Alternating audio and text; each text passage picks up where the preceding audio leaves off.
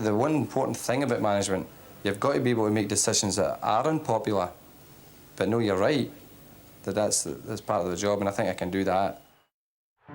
The story of Sir Alex Ferguson is a story of desire. Oh, come on! He's a boy from Glasgow, and that's never far away from him, you know, that aggression. He broke the old firm in Scotland and went on to conquer Europe. He is the greatest manager in the world. I would debate that with anyone. South of the border, the passion burned brighter still. He was young, he was bright, he knew what he wanted. And that fire will never go out. His desire is what it was 25 years ago. Fantastic manager who could drive us to all these fantastic results. The way in which he's kept the traditions of the club, the passion, the style of football. It's amazing to see he's still going stronger at the 8 years. You never lose. For him, lose, he don't know that word. No words. The record is incredible. I would think he'll go down as the greatest manager of all. More than 40 trophies feature in Sir Alex Ferguson's story, but his legacy is a belief, a way of life. The secret is not to look at others, is look at yourself. To have your own standards. We know what our standard is, sometimes we drop below it, but in the main, look at ourselves, judge ourselves, not worry about everyone else.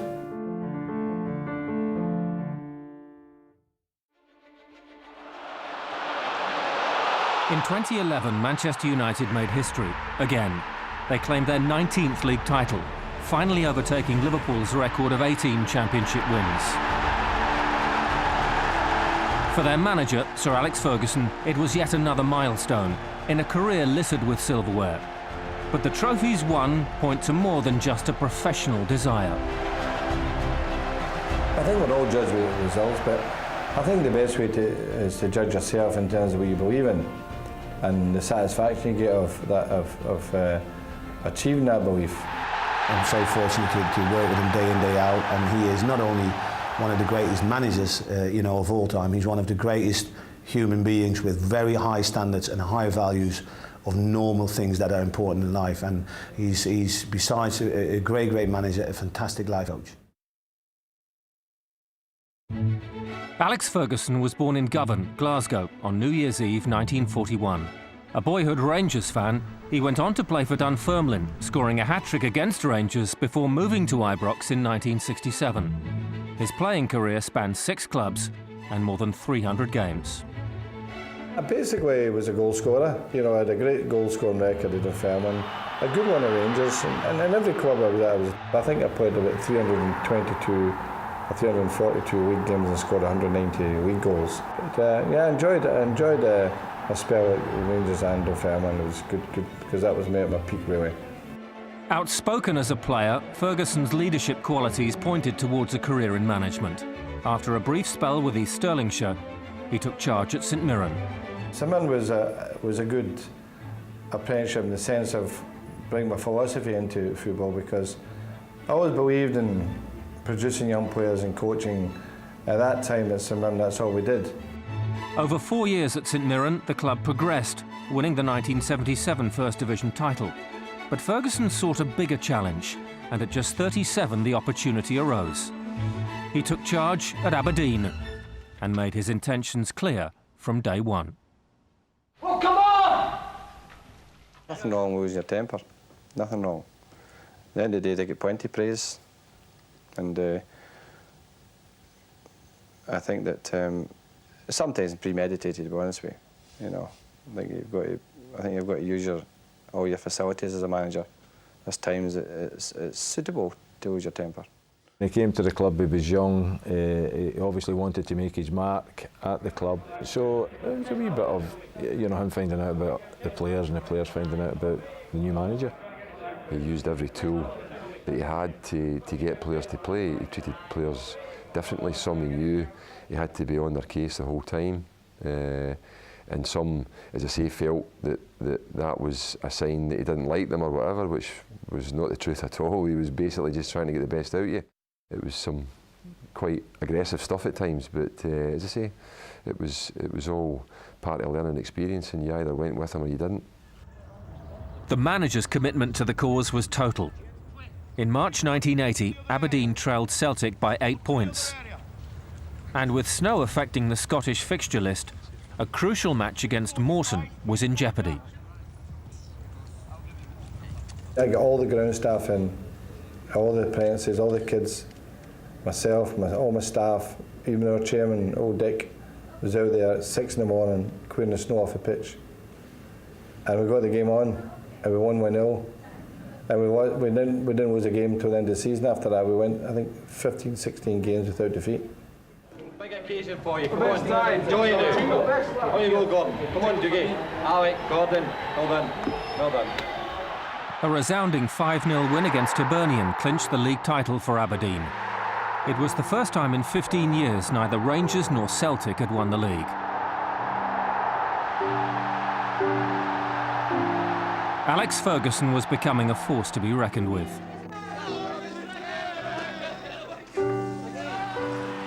The Scottish FA Cup followed in 1982, with Rangers beaten 4-1 at Hampden Park after extra time. The sight of Willie Miller raising a trophy would become a very familiar one. When you won one tournament or one trophy, it was the next trophy that you were looking forward to. You had your time of celebration, but you know, it was a time where you were really focused. You were really focused and doing well, and he made sure that you were focused.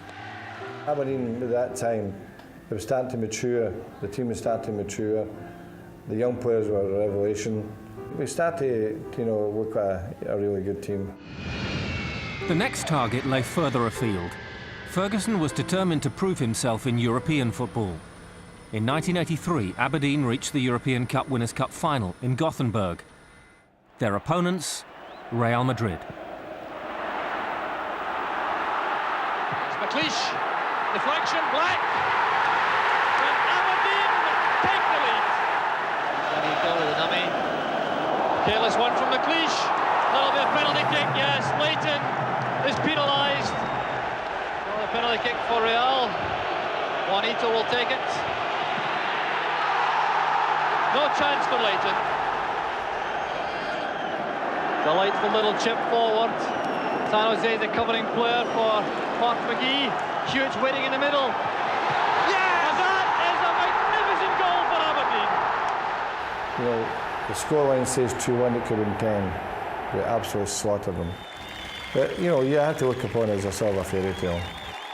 I mean, it really doesn't happen in the history of Europe. I think if you look down the Cup Winners' Cup, you won't see another name like Aberdeen. It's all the top names in European football that are engraved on that trophy. 10 days later, Aberdeen were chasing another trophy, the Scottish FA Cup. Eric Black's goal in extra time sealed the victory. But despite winning their second trophy in as many weeks, Alex Ferguson was not impressed. A disgraceful performance. The Moki and winning cups doesn't matter. Their standards have been set long ago, and we're not going to accept that from any Aberdeen team. There's no way can we take any glory from it. Ferguson won 3 league titles with Aberdeen, as well as 4 Scottish FA Cups, a League Cup, the Cup Winners' Cup and the Super Cup. He had also been awarded an OBE. Jesus Christ, this is what the air's gone for your brain! There had even been time for a short spell in charge of the national team, which included the 1986 World Cup finals in Mexico, following the untimely death of Jock Stein. But in the autumn of that year, a new challenge presented itself.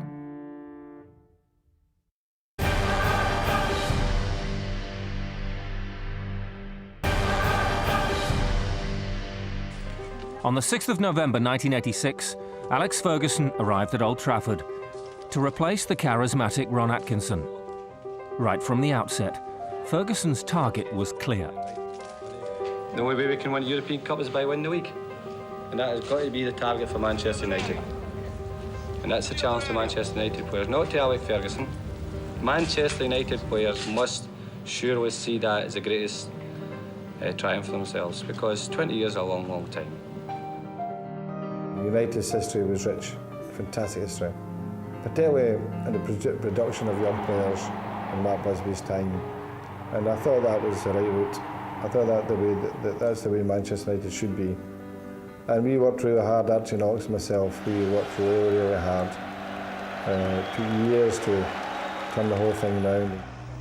Ferguson set about transforming the entire culture of the club, in keeping with his beliefs, revolutionising diet, training, scouting and youth development systems. New players arrived, but 3 years without a trophy saw the Scot under severe pressure. Well, we all have bad days, there's no question, we all have bad moments. You have to have a perseverance about you to see things like that through. But yes, you have to say that if results had gone badly, all for an indefinite time, then obviously I would have lost my job, but that's a fact of life. Many see the FA Cup third-round trip to Nottingham Forest in January 1990 as the decisive match, when Ferguson got his break. Mark Robin scored the only goal of the game. United went on a cup run all the way to Wembley, where they would meet Crystal Palace in the final. After a 3-3 draw, they met for the replay on May the 17th. Lee Martin's goal finally gave Alex Ferguson his first trophy at Manchester United.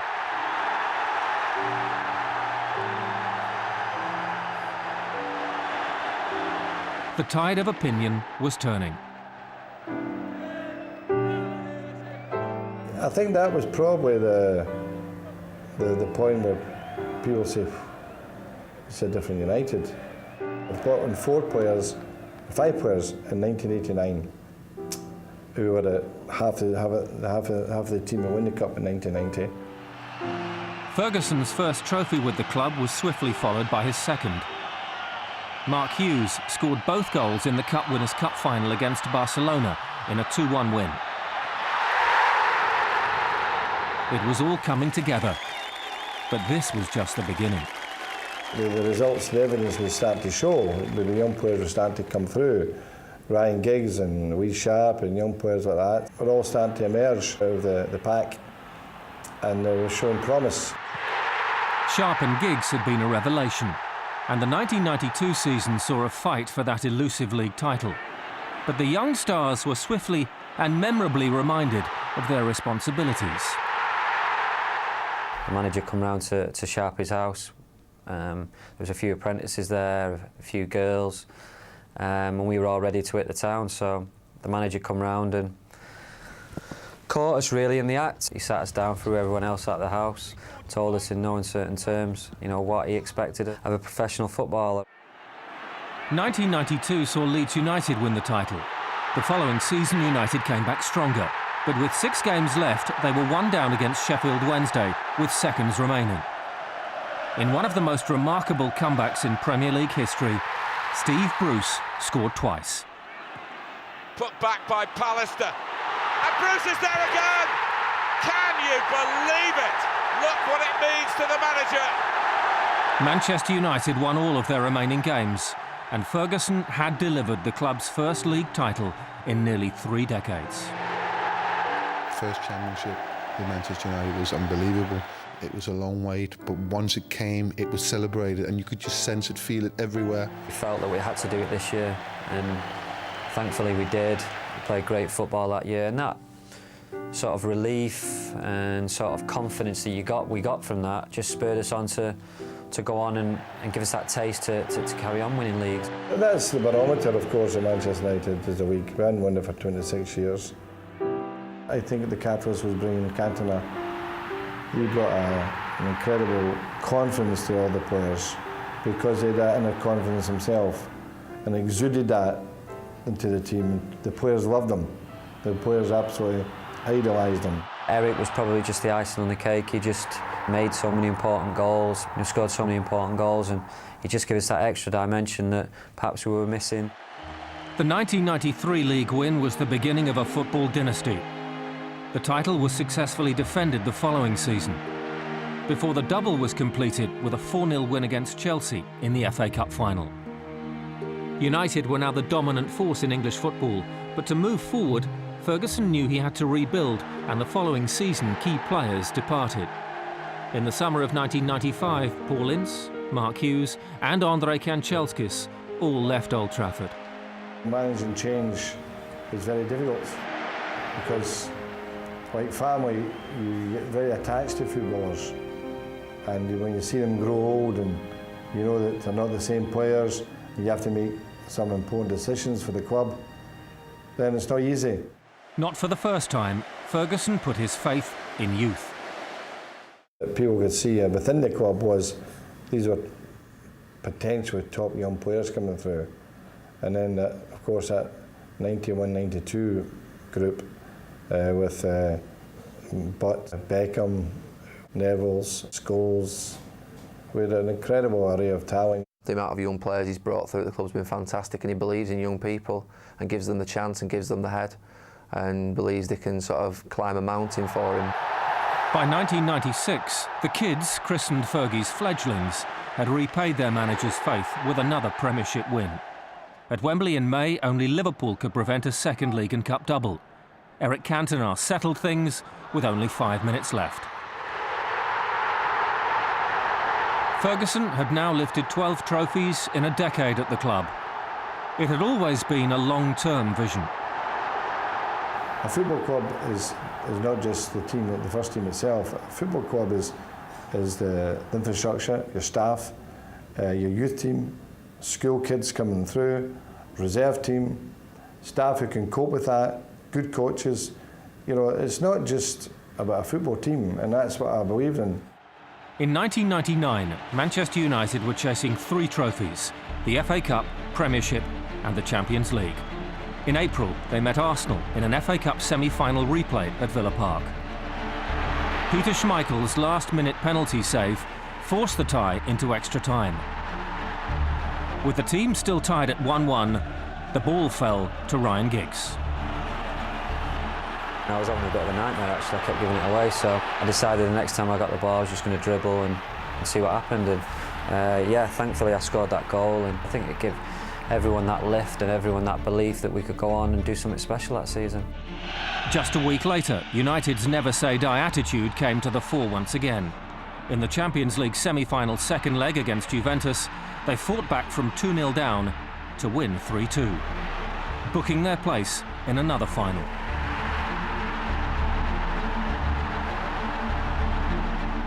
As the season came to its climax, Ferguson juggled his squad in pursuit of history. First, United clinched the league title with a 2-1 win over Tottenham Hotspur. 6 days later, Newcastle United were swept aside 2-0 in the FA Cup final. The club stood on the brink of an unprecedented treble. 4 days later in Barcelona, they met Bayern Munich in the Champions League final. You know, the manager just said, you've got here, you got this far, playing the right way, having that belief, never giving up.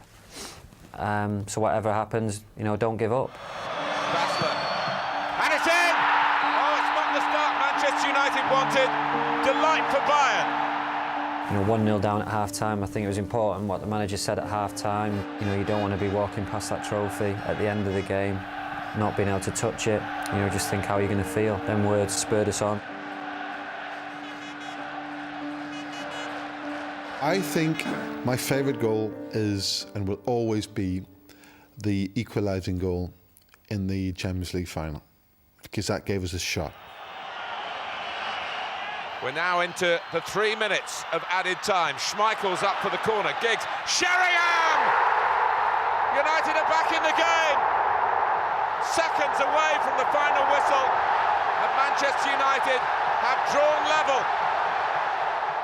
The emotions just change within, you know, a couple of minutes from, you know, thinking, you know, maybe we're going to lose this to pure ecstasy. And another corner. Sheringham and Solskjaer! Unbelievable! We're actually winning the game with virtually the last kick of the game, and the emotion swung so much, and it was over such a short space of time that, yeah, it was the best time that I've ever had on a football pitch. We scored in the last minute too many times for it to be an accident.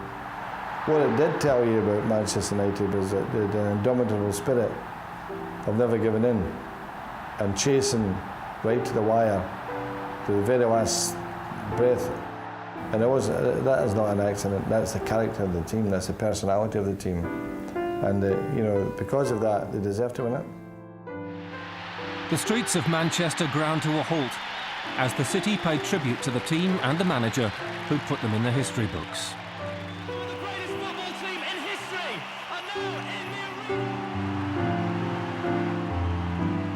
Well, it's just a fairy tale also in itself, because to achieve it, no one will do it again, I'm sure of that. If it's someone who's going to do it with us. That same year, Alex Ferguson's achievements were recognised with a knighthood. And there was no let-up in his desire for success. 6 more league titles followed over the next decade. Players had come and gone, but there was no room for sentiment. New teams were built, more titles won. But the mantra emanating from the man at the top remained the same. His desire to win is out there for everyone to see. He's passionate. He wants it more than ever before and more than anyone else, and that rubs off on his players. He never give you rest. He wants not the 100 of you. He wants every day the 101% of you. You know, he just push you. He don't have limit for you. You know, he's like you never win, you never lose. For him, lose. He don't know that word. It's an attitude that has characterised all of Ferguson's teams throughout his career, and not just his own clubs. With many of his former players having moved into management, his legacy has spread far beyond the walls of Old Trafford. I encourage them all to go for the badges. I did so with Mark Hughes. Mark came in for a spell with us, and you know, Brucey is always popping in. Brian Robson, you know, all these players always pop in to see us, and I think that in a way that it reflects not just myself, it reflects Manchester United really. It's a good family club. A lot of great players have come through the club. It's like a circle that gets wider and wider. The likes of Steve Bruce, Roy Keane, all the people that stepped into that management role have definitely picked up a lot of good features that they bring into practice, you know, today. A firm believer in the traditions and history of a football club. Before the 50th anniversary of the Munich air disaster in 2008, Ferguson called upon a survivor of the tragedy. He actually asked, he said, do you think you could come and just have a little chat with the players and have a little word with them about the history of the club, you know, so that they know what's expected of them. And I went and I did that. We're so privileged to be able to have somebody like him as an ambassador for the club, and to have, you know, the boss and him to be able to pass down the knowledge is incredible. Sir Bobby Charlton's words may well have struck a chord. Many critics still felt Ferguson needed a second European Cup to be considered among the all-time greats. And in 2008, against Chelsea in Moscow, the manager and his players delivered, winning 6-5 on penalties.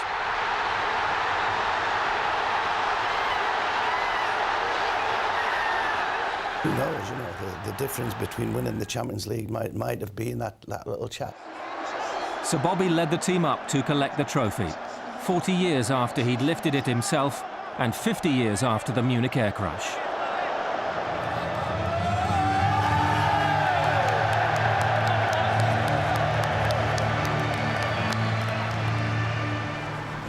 In 2010, Ferguson became the longest-serving manager in Manchester United's history, eclipsing the great Sir Matt Busby. He has more honours to his name than any other manager in modern-day history. His club have now overtaken Liverpool's record of 18 league titles. Today, even rival managers past and present have only admiration for a man who's become a legend. And all this stems from a belief, a fire, that still burns brightly inside the boy from Govan. The record is incredible. To win once, any manager can do it, even the bad ones. Win during a decade, you can say that is difficult, and is only for some, not for many. To win over 2 decades or 3 decades is only for very, very, very, very few. Longevity is I think, a true mark of greatness in football. Not just building the team, but putting up with the negative part of it, putting up with the criticism that comes your way inevitably if you're at a big football club, and just the pressures of every day in managing a big football club. And it doesn't look to have any effect on whatsoever. But arguably, I would think he'll go down as the greatest manager of all. He's got the ability to adapt to change, right? Because he's working with different generations now than he did, 20 years ago and 10 years ago. So that is a big feature to have. But on top of that, he's always had the ability to make tough decisions when it needed, always for one reason: for the welfare of the club. I think it's something you always persevere with, is what you believe in. Don't change that belief, because if you do, then you're deserting yourself. You're letting yourself down, and I would never do that. I never let myself down. I always went for what I believed in was the right way.